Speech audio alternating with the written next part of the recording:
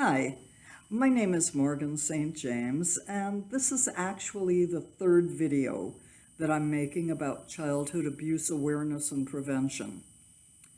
I became an advocate for this after working with two very courageous women who wrote books about their experiences as childhood victims and adult survivors.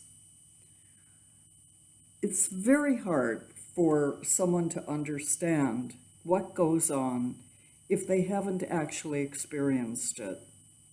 Today I'm going to talk about Cheryl Cuchillo. What would drive a 16-year-old to hire one of her classmates to kill her father?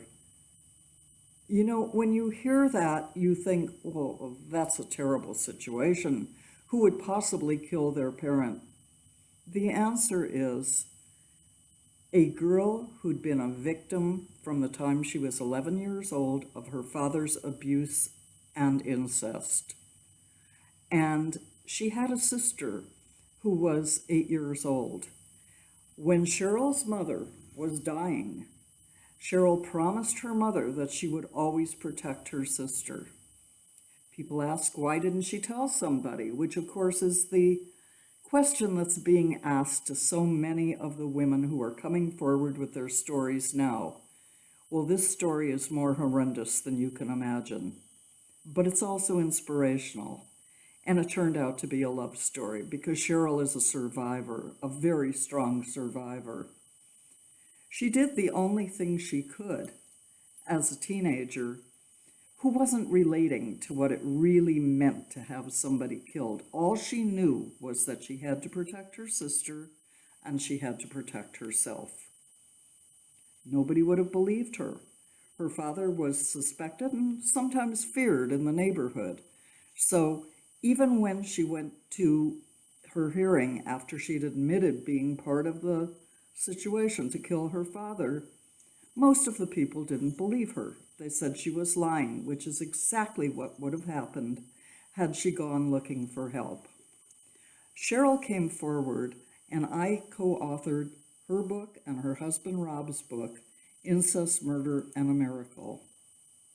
In it, she describes the horrors that she went through and the lost feeling where nobody was there to help her. Nobody was there to believe her.